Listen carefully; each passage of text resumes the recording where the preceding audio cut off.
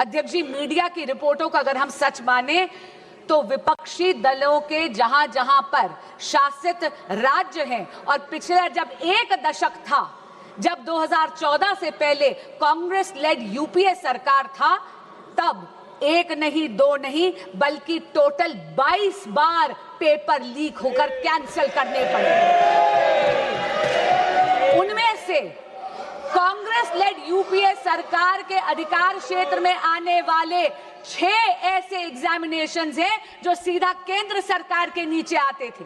अध्यक्ष जी, AIIMS PG examination 2006, ICAI CPT examination 2007, CLAT 2009, Railway Recruitment Board examination 2009, AIEEE 2011, SSC CGL examination 2013, ये सारी की सारी पेपर लीक तब थी जब विपक्षी दल सत्ता में था, यानी कांग्रेस लेड यूपीए गवर्नमेंट थी। अब मैं राज्यों के कुछ आंकड़े आपको देना चाहूंगी। राजस्थान में जब कांग्रेस की सरकार थी तो REET, RPSC, senior teacher recruitment, police constable examination recruitment, forest guard recruitment, CHMO recruitment exams leak हुए। टीएमसी की जब सरकार थी, पश्चिम बंगाल में टीचर रिक्रूटमेंट स्कैम में सुप्रीम कोर्ट ने 27,753 अपॉइंटमेंट्स को कैंसिल करा गया, क्योंकि उन्होंने उसमें फ्रॉड और मैनिपुलेशन पाया।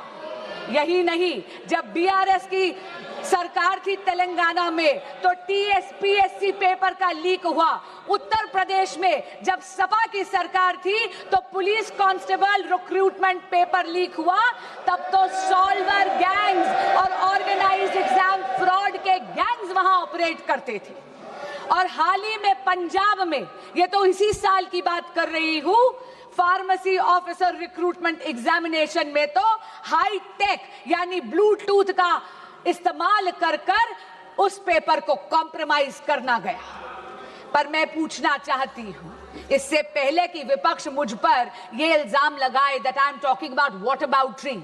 This is not about whataboutery, but I am calling out the opposition on its selective outrage.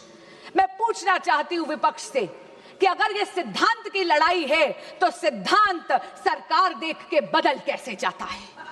मैं पूछना चाहती हूं कि अभी खड़े होकर इन्होंने तत्कालीन केंद्रीय शिक्षा मंत्री की बात करी, क्या माननीय गौरव गोगोई जी ने अभी तक पंजाब के एजुकेशन मिनिस्टर का इस्तीफा मांगा है या नहीं?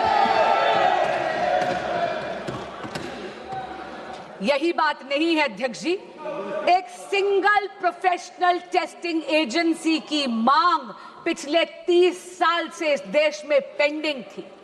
1986 की जो नेशनल पॉलिसी थी एजुकेशन की, उसका जब प्रोग्राम ऑफ एक्शन 1992 में आया तब ये मांग उभर कर आई। इसको आईआईटी डायरेक्टर्स कमेटी ने 2010 में रीइटरेट करा, इसे दोहराया, लेकिन ये मांग इसको अनदेखा कर दिया कांग्रेस पार्टी और यूपीए ने। क्यों? क्योंकि उनको कोई फर्क नहीं पड़ रहा था कि इस देश के युवा का भविष्य कसौटी पर नहीं उखड़ रहा था। उनको कोई फर्क नहीं पड़ रहा था कि इस देश के युवा का भविष्य उसकी बलि दी जा रही थी। ये तो नरेंद्र मोदी की सरकार आई, एनडीए की सरकार आई तो 2017 में एनटीए का गठन हुआ।